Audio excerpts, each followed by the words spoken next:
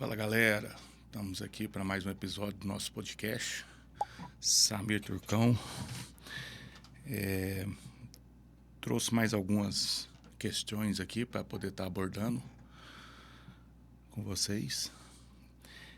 Hoje eu estou sozinho aqui, né? Vamos ser só eu e vocês. Vamos falar um pouco de musculação, depois nós iremos falar um pouco de nutrição esportiva. E bater um papo aqui bem bacana, tá? Só lembrando que o podcast completo sempre fica disponível no YouTube, tá? E nas redes sociais eu posto apenas cortes.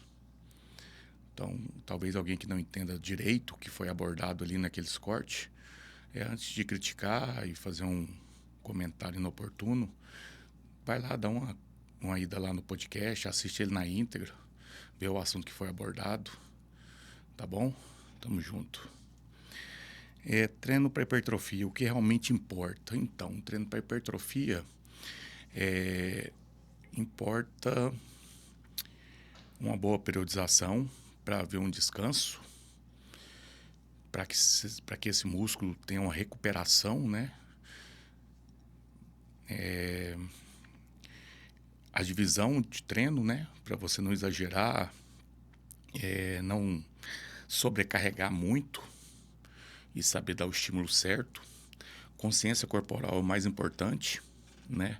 Como que nós adquirimos consciência corporal?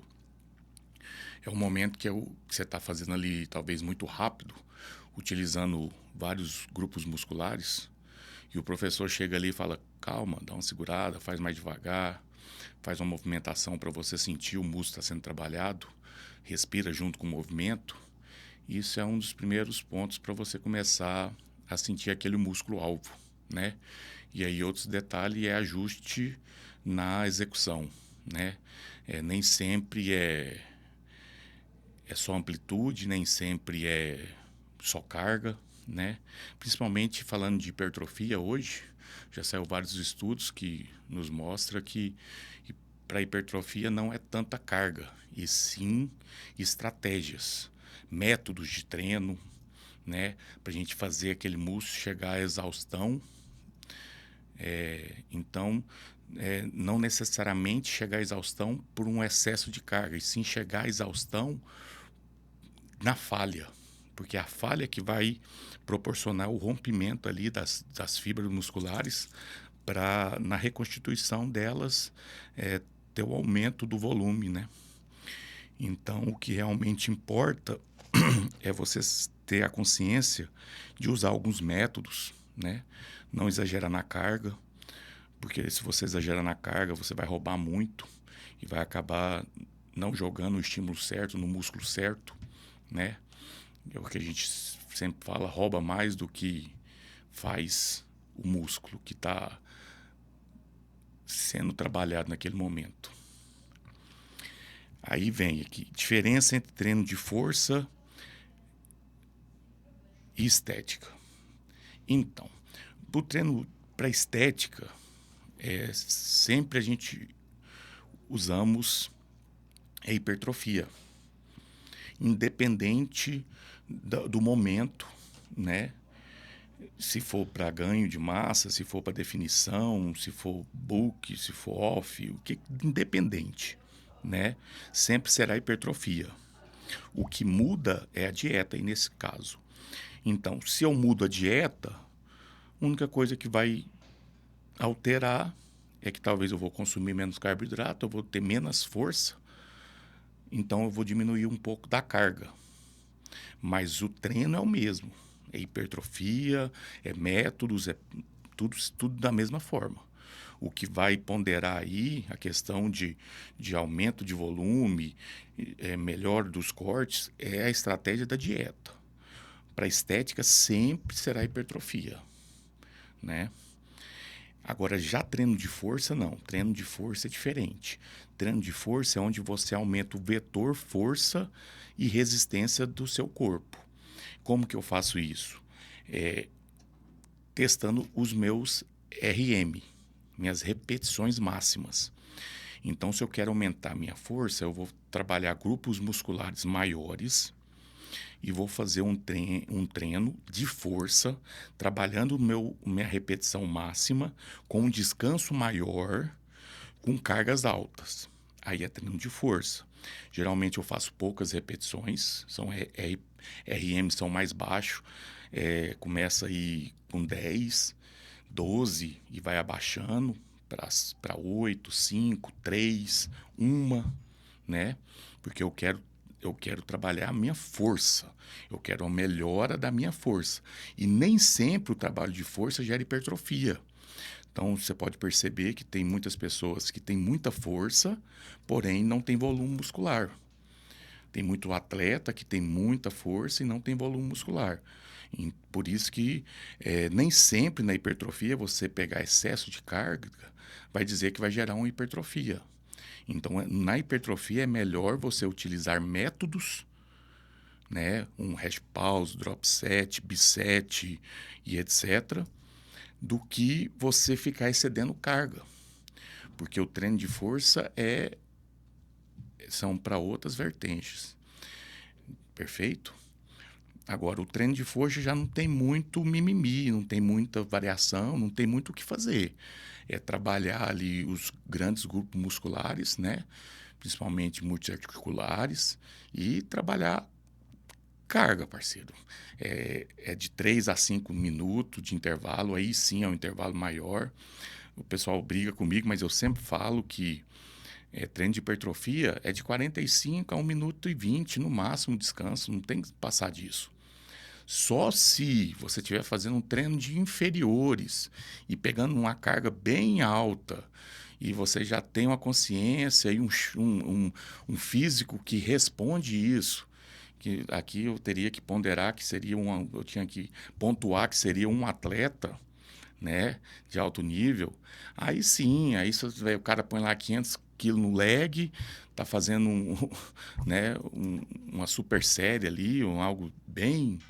Aí o descanso realmente é maior, é um descanso de 2 minutos, que eu também acho que não vai passar muito disso, 2 minutos e meio no máximo.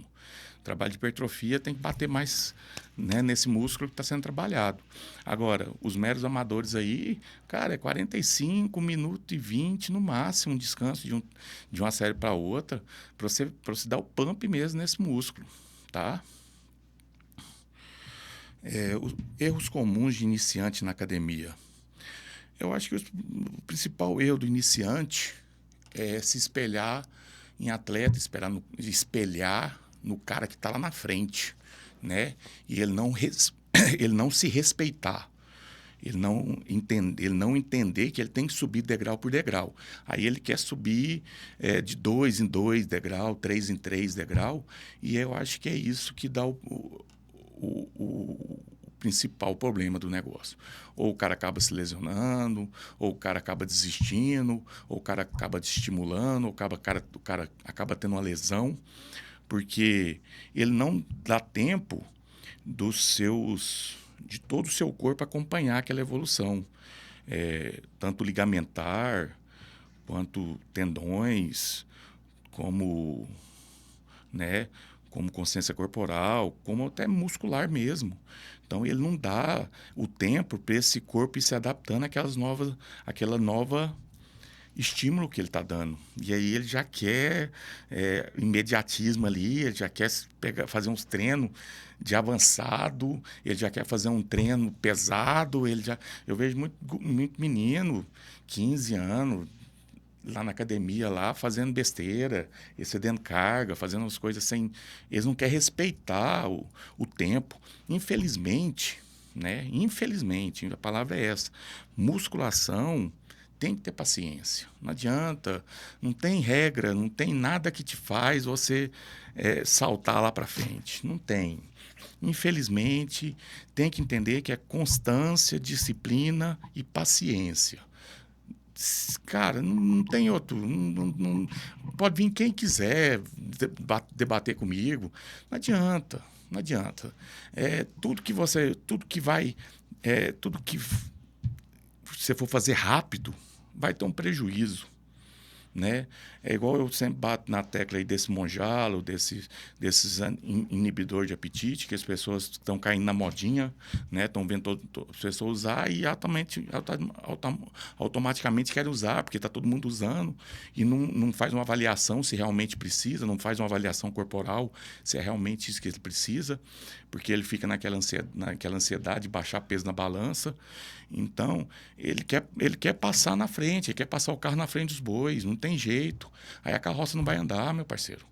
Tem que respeitar, tem que respeitar, tem que bancar a parada, tem que fazer a dieta, tem que fazer, mas não.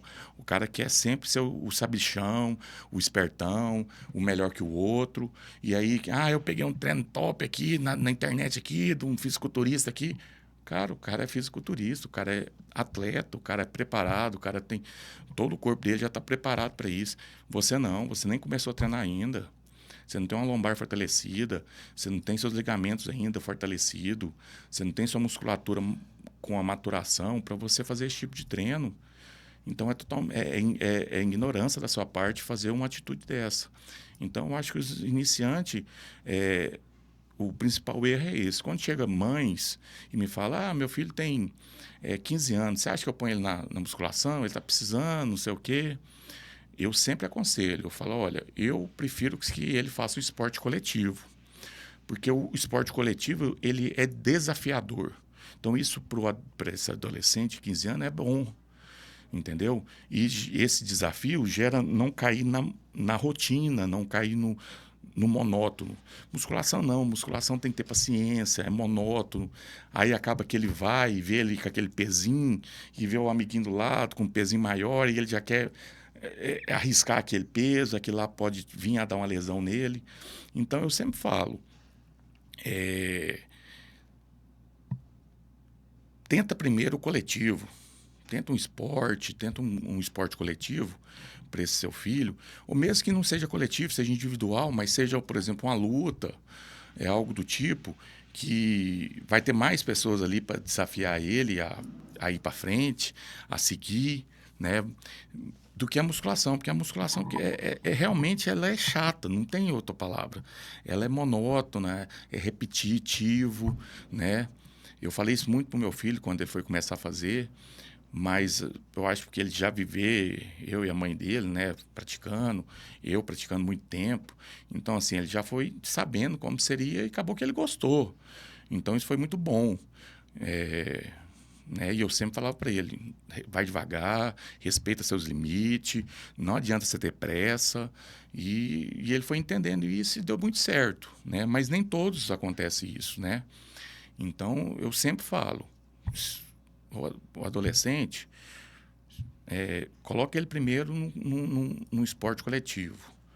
Aí, não, mas é porque ele tem que ir comigo para ficar mais fácil. Aí, se tudo de tudo não der certo, aí realmente coloca. A musculação é sempre muito bom para todo mundo. 12 anos para cima aí para todo mundo, né? Então, mas tem essa questão, né, de ser chata, ser monótona, ser repetitiva. Overtrainer, né? Como podemos identificar e prevenir? Isso é bem bastante interessante. Uma coisa nós não podemos confundir overtrainer com preguiça, né? Que são totalmente diferentes, né? E entender que o overtrainer é o excesso. É a parte que você vai dando muito estímulo, muito estímulo, muito estímulo, muito estímulo, e não deixando esse músculo descansar e recuperar, né? Eu vejo que tem muitas pessoas que acabam gostando e viciando em academia e gera assim uma ideia nele que se ele não for todo dia e se ele não treinar todo dia, 2 horas por dia, aquele negócio todo, assim, ele cria um mito na cabeça dele, ele não está, parece que ele não está satisfeito, né? E isso acaba sendo perigoso, porque a pessoa vai ficando obcecado por aquilo ali, né? E a gente tem que saber ponderar, a gente tem que saber balancear, a gente tem que entender que talvez temos outras coisas que nos desgasta também, né? O trabalho, casa, dia a dia, problemas, e, né? Então tudo isso gera um desgaste que é somado, mas esse, né, desgaste de treino. Então, se você não dá um descanso correto, se você não para perceber que o corpo está cansado, que ele requer um descanso, isso vai acabando e você não tem um profissional que está te orientando, você acaba que você vai repetindo, vai batendo tão pesado nesse corpo que vai chegando um ponto que ele dá um apagão. Por quê? Porque ele não consegue mais. Você sugou até o limite dele, achando que era assim que você ia chegar no seu objetivo. Não é assim que você vai chegar no seu objetivo, né? Tem que entender que isso é muito questão de feed, de você entender como funciona o seu corpo. Mas se você estiver atento aos detalhes, você vai pegar esse feed com facilidade. Tem pessoas que demoram a sentir a dor tardia, que é aquela dor que você sente depois do treino. Ela pode começar com 12 horas e ela pode começar até com 72 horas. Então, isso varia de indivíduo para indivíduo. Então, é muito importante você pegar esse feed seu, pessoal. Você saber quando que começa a dor tardia e quando acaba essa dor tardia. Porque aí você percebe o tempo que esse músculo que você trabalhou aqui na segunda leva para recuperar e estar pronto de novo. Então, dessa forma, você vai ter uma ideia melhor e não deixar acontecer um overtrainer. Entende? O meu eu sinto no outro dia. Mas, bom, então eu posso entender que daí 2 dias eu posso talvez repetir o treino desse músculo, né? Então depende muito. Então a gente tem que perceber, prestar atenção nesse detalhe e não negligenciar o descanso. O descanso é tão importante quanto o treino. A única coisa que supera tudo é a dieta. Dieta é 70% do processo. Agora, os outros, nenhum é mais importante do que o outro. Todos requerem as suas prioridades. Então, o treino tem que ser interessante? Tem, mas o descanso também tem que ser interessante. Você tem que recuperar o seu corpo, você tem que deixar o seu corpo pronto para o próximo treino, tá? E aqui, no próximo aqui já fala bastante o que nós acabamos de falar, que é o papel do descanso na construção muscular, totalmente importante. Todo o seu corpo, todo o seu corpo, não só a parte de músculo, todas as suas células, todo o seu corpo, o trabalho ali é feito durante a noite. Então, a multiplicação, a regeneração, a melhora, o que tiver que fazer, o seu corpo vai fazer ali durante o descanso. Que aí você está descansando e ele vai aproveitar esse momento para fazer as recuperações, as regenerações e todo o processo que for preciso ser feito. Então, o descanso é tão importante quanto treinar, tão importante como qualquer uma das situações, porque você precisa do descanso. Você mesmo, a gente pode falar mesmo fora da musculação, se você estiver preparando para um concurso público, se você não der um descanso para o seu cérebro, você não vai conseguir mais absorver conhecimento.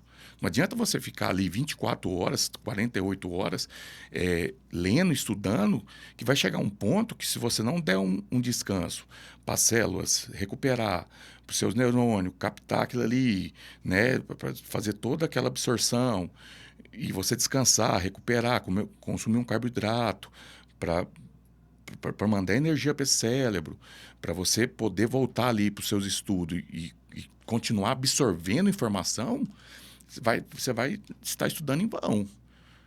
Então, isso serve para tudo na vida da gente. Não serve só para o músculo, não serve só para musculação, não. Serve para tudo. Se você não descansar, você não vai conseguir no seu trabalho. Se o seu trabalho for braçal, se você não der um descanso, você não vai conseguir todo dia ali desenvolver a sua tarefa. Então, isso serve para tudo. A pessoa que trabalha no computador ali fazendo conta, ele tem que ter um momento de descanso, ele tem que ter um momento para recuperação. Então, isso serve para tudo, não é só para musculação. A musculação também a gente mostra que é muito importante, porque essa recuperação muscular acontece nesse momento. Então, se você quer uma hipertrofia de qualidade, você quer um aumento de volume de qualidade, você tem que entender que o descanso faz parte e é tão importante quanto o treino. Periodização de treino. Por que mudar os estímulos? É porque nosso corpo é adaptável. Nós somos seres que adaptam com qualquer situação, entendeu? Então, você pode morar numa cidade de clima quente, que se você mudar para uma cidade de clima frio, com um tempo ali, você vai acostumar com aquela situação, você vai adaptar e você não vai sentir o frio que você sentia quando você chegou. E aí, quando você voltar para essa terra, para sua cidade natal ali, você vai perceber que lá tá mais quente e um calor que você não sentia quando você morava lá. Por quê? Porque você adaptou no clima frio. Então, o corpo vai adaptando em todas as situações que você colocar ele. Então, a gente tem esse poder de adaptação. Mesmo assim, isso acontece com os treinos. Então, se eu passo uma periodização de treino, na primeira semana, você vai ficar ali perdido, né? Vai descobrir carga, né? Pegar o ritmo ali daquele treino. Segunda semana você vai mandar ele bem. Terceira semana você vai mandar ótimo, já dando aquela aumentada na carga. Na quarta semana ali o corpo já vai estar tranquilo, você já não vai sentir uma dor mais, você já vai executar tranquilo aquela periodização. Aí já sente a necessidade que o seu corpo adaptou com aquele treino. Então, por isso que geralmente a gente coloca 4 semanas um treino. De 4 a 5 semanas para ir fazendo as mudanças. Por quê? Porque seu corpo vai adaptando com esse treino. Então, se você fazer sempre, a vida inteira, o mesmo treino, você vai estagnar, vai chegar num momento ali que não vai ter mudança. Por quê? Porque o corpo praticamente acostumou com aquele estímulo que você está dando. Então, os estímulos sempre têm que ser mudados para que sempre esteja ocorrendo essa ruptura muscular, né? Essa fadiga muscular, para que possa sempre estar gerando hipertrofia, né? E brigando por aumento do volume muscular. Mulher pode treinar pesado? Claro, pode, não deve. Deve treinar pesado. Deve. Mulher tem força, mulher tem que né, desenvolver essa melhora da força para estimular a produção dos hormônios que já são baixos. Então, mulher deve treinar pesado, sim. E assim, essa pergunta é bem assim, irônica hoje, que as mulheres estão arrebentando. As mulheres estão mandando bem na academia aí, até melhor que os homens. Tava com uma aluna minha, parei lá para ela revezar um tríceps lá, ela fez com o mesmo peso que o cara tava fazendo. Eu falei, ou esse cara tá treinando muito fofo, ou tem alguma coisa errada, meu parceiro, porque o cara, ele tem testosterona a mais, ele tem muitos vertentes a mais. Pegar o mesmo peso que você tá pegando, ou você tá muito foda, ou o cara tá muito lerdo no treino dele. Então, assim, as mulheres são tão foda. Eu gosto muito de treino, o meu público, 75% é mulheres. Eu gosto muito de dar aula para mulher, porque mulher é disciplinada, mulher é focada. Você fala para vamos fazer assim, ela vai fazer. Não tem negócio de ficar contestando, não tem negócio de ficar com mimimi. Ah, não vou fazer isso, não vou. Tem isso não, meu parceiro. Chega e cai para dentro. E eu gosto muito de trabalhar com mulher. Gosto muito. Homem tem mais os mimimi. Tem muitos caras que só começa e só para pegar como que é mais ou menos o treino, depois acha que pode tocar os treinos sozinho. Eu gosto muito de trabalhar com mulher. Tanto que meu público, 75% é mulher. Vamos falar um pouquinho aqui de nutrição esportiva. Eu acho que sobre musculação aí já batemos bem nessa tecla aí, falando as principais dúvidas.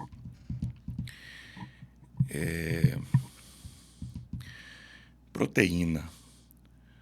Quanto, quando e de onde? Então, proteína sim. Hoje proteína tem muitas fontes de proteínas, né? Ela pode vir da carne, ela pode vir do ovo, ela pode vir do leite, ela pode vir da ervilha, ela pode vir do arroz, do grão de bico, né? Todos isso estão sendo fontes de extração de proteínas, principalmente para as pessoas veganas também poder ter o consumo da proteína e não dar esse déficit de proteína, né? Tem ela em forma de, de suplemento, né? Que você encontra a albumina, que é a proteína do ovo, né?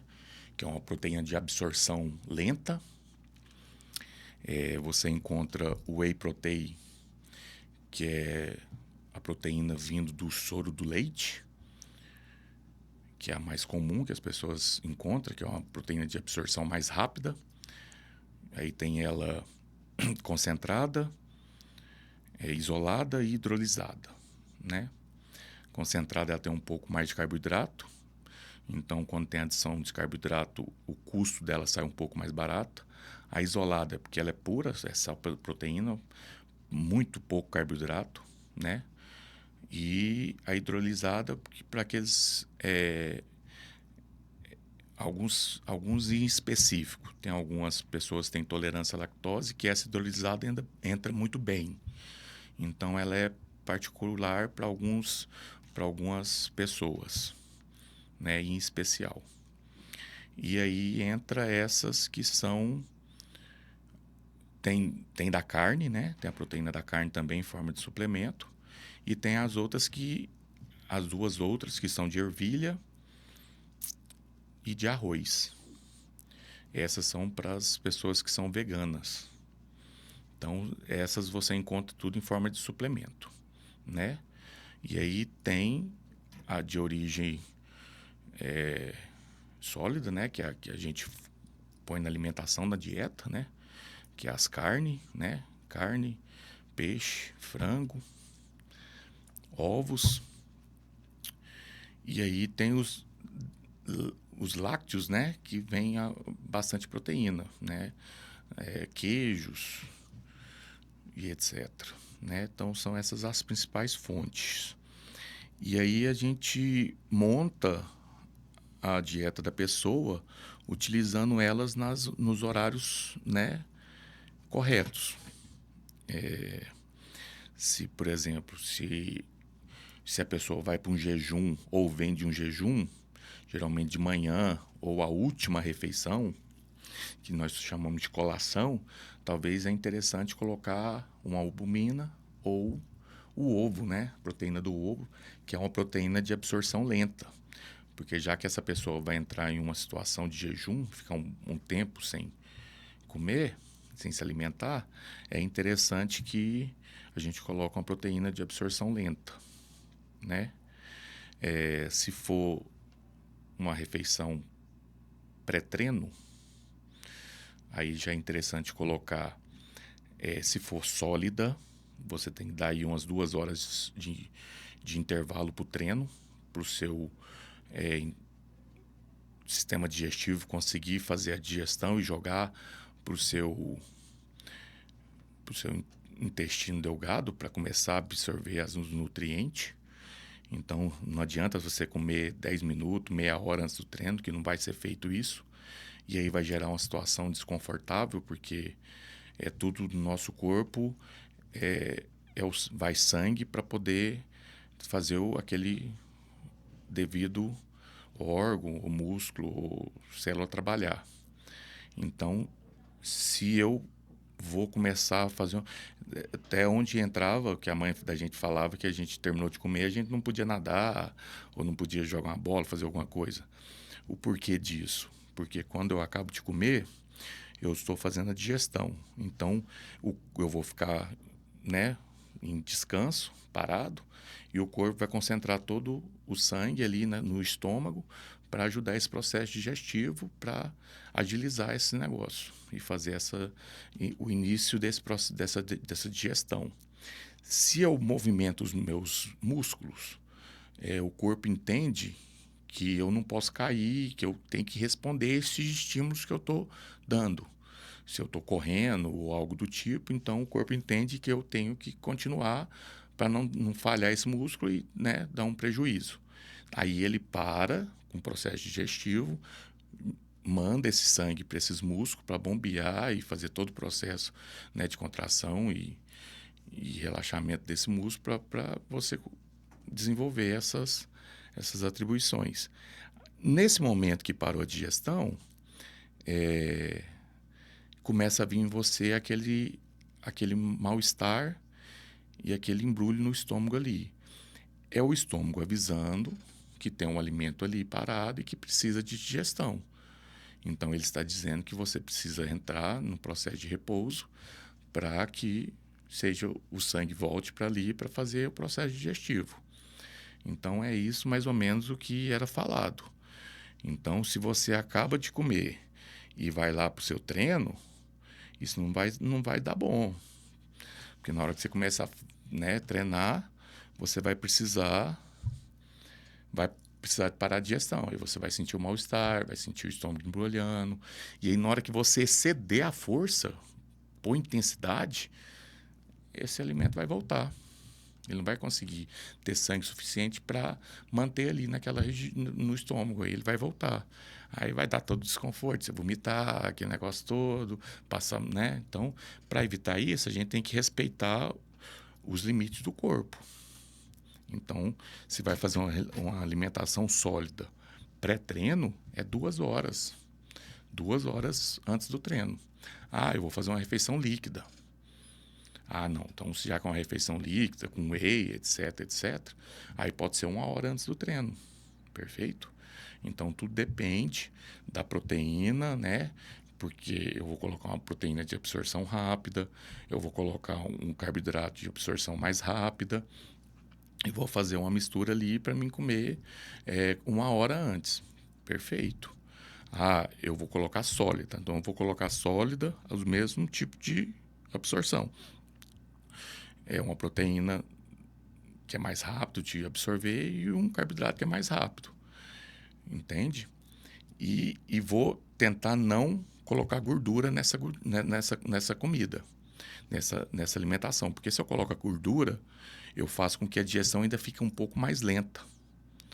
Então, os momentos de colocar gordura junto com os alimentos é aquele momento que você vai fazer uma refeição e vai ficar um longo período sem comer, né?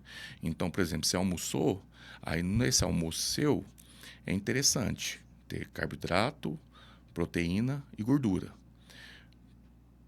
para que esse alimento demore mais, né? E sendo absorvido para você ficar ali até o horário do seu lanche. E não daí 2 horas você está com fome já de novo. Então, por exemplo, você vai lá no seu serviço, 1 hora você vai lá e almoça. Se você põe só carboidrato e proteína, com talvez 2 horas, 2 horas e meia, batendo 3 horas, você vai sentir fome. Então, se você coloca a gordura junto, né?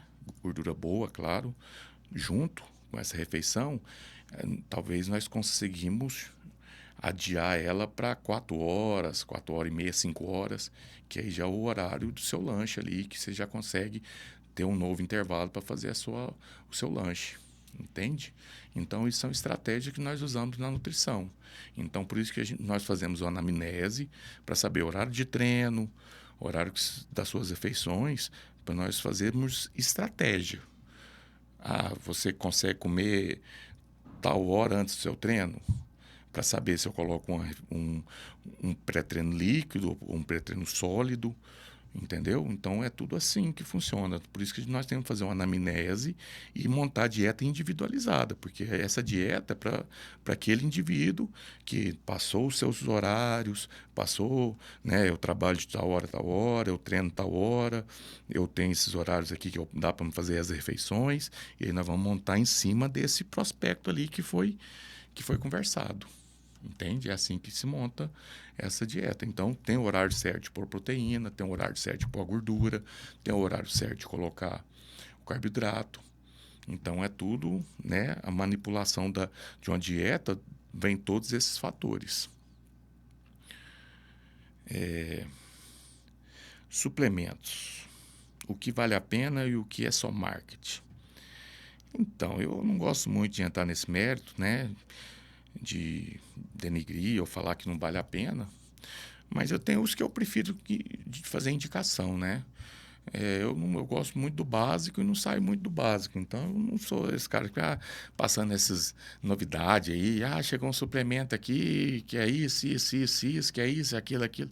Eu não sou muito dessa vibe aí de ficar passando esses suplementos. Né? Eu trabalho mais com o básico ali do que mais enxuto, né? Sem invenção. Passou uma diarrebose, que é isso, que é... Não, aqui, vamos trabalhar com isso aqui certinho, vai funcionar. A creatina é ótima, indispensável. O whey é bom ter para você ter umas opções, né, dessa refeição líquida. Então, uma cafeína vai bem, um pré-treino bacana, bom, é bem interessante, né? Tudo é avaliado, né? Tudo depende do que o paciente espera e o que eu posso contribuir, né, dentro do que ele espera.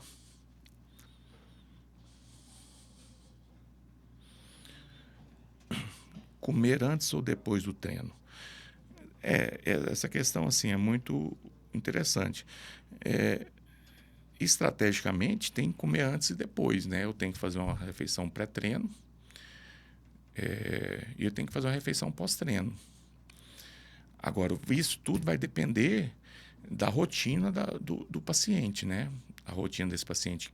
Se esse paciente treina 5 horas da manhã, não tem jeito de eu falar para ele acordar 3 horas para fazer uma refeição sólida, né? Então, eu tenho que caprichar na última refeição dele, pôr uma refeição bem interessante, para que talvez ele já acorde e vai direto para a academia, ou no máximo faz algo ali líquido, né? Faz algum tipo de refeição líquida ali para contribuir nessa situação dele ter que treinar muito cedo. Então, isso é estratégia individual, que depende muito da rotina de cada um. Mas que é muito importante tanto a refeição pré-treino como pós-treino, isso é sem dúvida, né? Eu estou dando energia e preparando o corpo, a outra eu estou recuperando a energia e dando suporte para síntese proteica.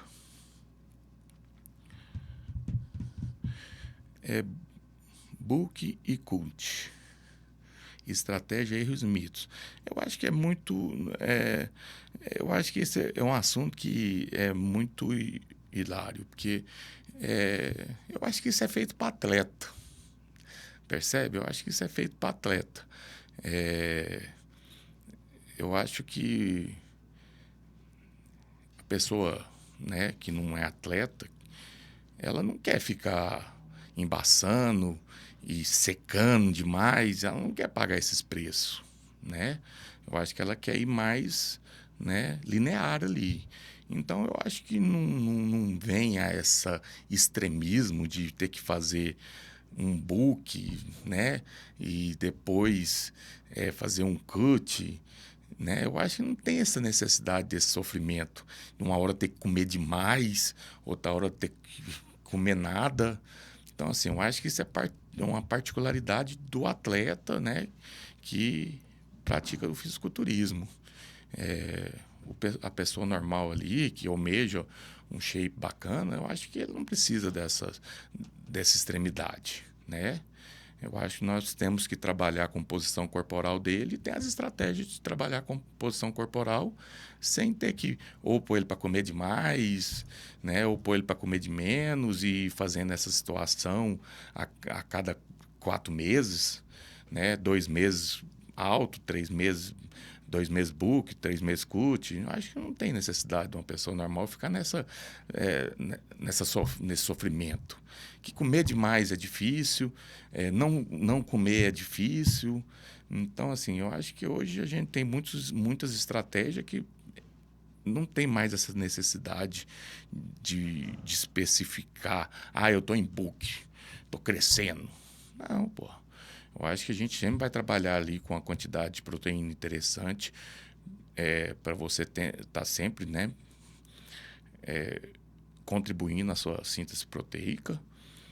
A gente vai dar um aporte de carboidrato para você não ficar sem energia.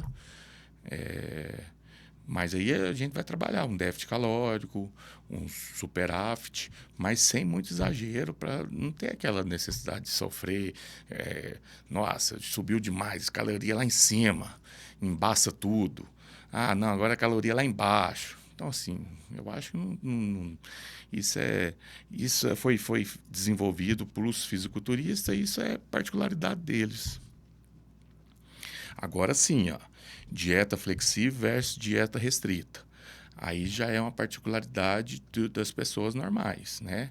Uma dieta flexível, onde você consegue adaptar a sua rotina diária dentro de uma dieta. Você me faz a descrição do que você come, eu pego isso aqui, calculo, né, para você, para o seu objetivo, quantifico e passo para você. Então, você vai praticamente continuar comendo o que você já comia, né? Limpo, claro, né? As besteiras realmente tem que tirar. Mas você vai continuar comendo o que você já tinha, né, o costume de comer. Nós só vamos colocar nos horários certos e quantificar, né? Agora, uma dieta restrita é igual eu comentei aquele dia. Quando a pessoa chega a 16% de gordura e ele quer descer mais esse percentual para ficar rasgado, bem definido, aí já entra uma dieta mais restrita. Aí já não pode deixar de pesar, aí já não pode ficar tendo escapadinha, entendeu? Mas isso aí é o objetivo da pessoa. A pessoa que chega e pede, não, eu quero rasgar, eu quero baixar esse percentual até, entendeu? Aí é uma opção da pessoa. Se a pessoa quer isso, aí ela tem que pagar o preço que realmente é algo mais restrito. Agora, você ficar com shape bacana, uma dieta flexível vai super bem. Nós vamos colocar aquilo ali da sua vida dentro de uma rotina que você nos trouxe, quantificar e colocar os alimentos na hora certa. Tem uma hora certa de comer o chocolate, tem uma hora certa de comer o doce, tem uma hora certa de dividir as refeições. Então, nós vamos organizar isso aqui que está bagunçado, para você melhorar o seu percentual de massa e diminuir o percentual de gordura e chegar naquele shape que você almeja. Termogênicos funciona mesmo? Termogênico funciona, não faz milagre. As pessoas compram um termogênico achando que ele vai fazer um milagre. Não vai. O que faz milagre é a dieta. A dieta movimenta o seu corpo. Ela movimenta a gordura, ela enche o músculo, ela deixa o músculo. Então, a dieta faz isso. O termogênico não. O termogênico, ele te ajuda. Ele é um termogênico, ele vai trabalhar na termogênese do seu corpo. Então, ele vai deixar seu corpo mais acelerado, ele vai deixar seu corpo mais quente, ele vai fazer alguma situação no seu corpo para contribuir com aquele resultado que você almeja. Então, as pessoas entram no termogênico achando que o termogênico faz milagre. Não, o termogênico vai eliminar gordura. Mentira, o termogênico não elimina gordura. Não tem nenhum medicamento que elimina gordura. Não tem, isso é balela. Ozempic elimina gordura? Não. O não sei o que elimina gordura? Não. Não tem remédio nenhum que elimina gordura. A gordura é expelida pela respiração. Quando o corpo utiliza ela, ela entra no ciclo lá de Krebs e faz todo o processo, é eliminada pela respiração. É a única forma da gordura sair. Falar que você tomou um remedinho e queima a gordura é um charlatão que te vendeu essa merda. Não existe. Não existe. Ah, você pegou uma cafeína, a cafeína vai te acelerar. Ela vai te deixar mais ligado. Perfeito? Ela vai queimar gordura? Não. Ela vai fazer você criar, surgir a vontade de treinar? Não. Ela vai te deixar ligado. Aí, se você exceder a dosagem, o que você vai fazer? Você vai ter um infarto, porque você vai acelerar demais, o seu coração não vai suportar e vai parar. Então, é a quantidade que resolve. Ah, eu vou tomar 400 miligramas. Para quê, parceiro? Você tá maluco? Tem cara que joga 600 miligramas. Eu falei, para que isso? Cara, onde você vai? Nós que moramos em Goiás, que é um clima tropical, porra, onde você vai? Meter 600 miligramas de cafeína? Vai infartar, parceiro. Então, tem pessoas que excedem em pré-treino, em termogênicos, achando que isso vai fazer milagre. Não vai. Entendeu? Mesma coisa, a pessoa entra na ioibina, vai lá, joga 1 miligrama alta, achando que aquilo aí vai ser a cereja do bolo. E não é. Não é. Se você não fazer a dieta para acontecer, ela vai ser em vão. Ela vai te dar só colateral. Então as pessoas têm que entender. As pessoas depositam demais atribuições em medicamentos. Usa anabolizante achando que vai virar o Hulk. Usa termogênico achando que vai secar e ficar. Não vai. Não vai. Se você não manipular a dieta e fazer a porra da dieta, chefe, não vai. Isso vai te matar. Mas não vai te secar. Então não adianta, não é o excesso. Então é interessante de você fazer um termogênico, um termogênico orientado por um profissional que te ouviu e montar ali um negócio bacana, colocar uma quantidade interessante de cafeína, de oibina, né? Aí coloca ali um pouquinho de chá verde, uma pimenta negra, né? Um gengibre. Então, aí ele vai colocar um pouquinho de cada ali e vai fazer um termogênico manipuladinho para você ali que vai gerar, né? Um efeitinho bacana, vai te dar uma termogênica boa para na hora do seu treino ali você, né? Dá um gásinho a mais. Mas não é o gás que você espera. Não é a transformação não adianta. Não adianta. Você achar que vai virar o murrar. Não adianta, irmão.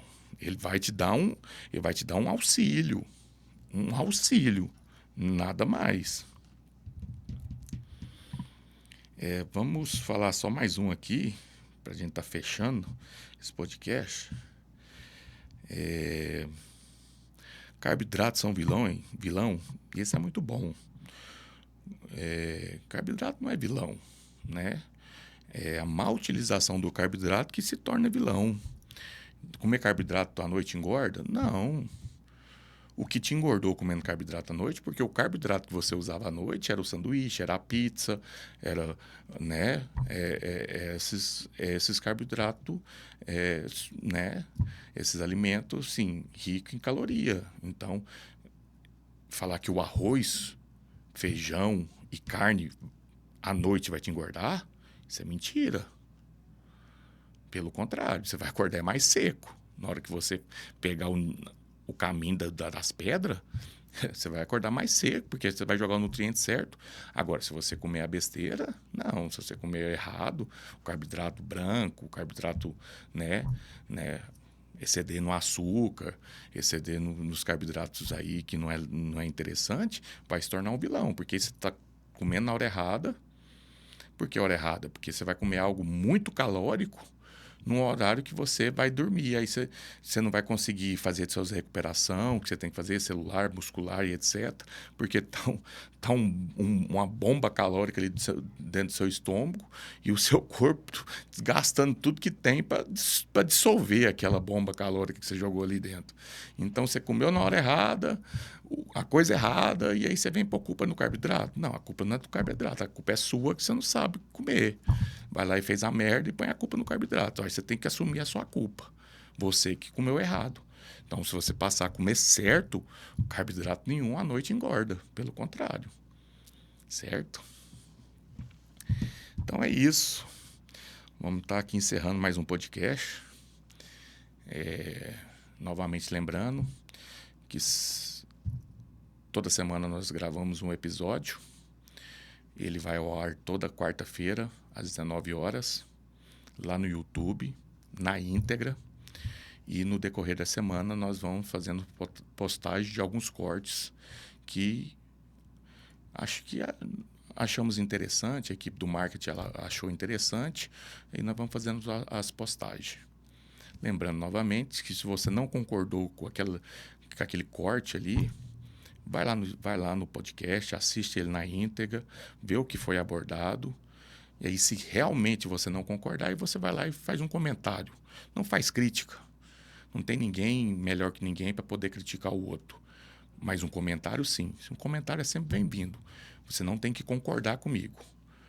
Você pode discordar e te dar a sua opinião. Mas isso sim é um comentário. Crítica é diferente. Beleza? Tamo junto.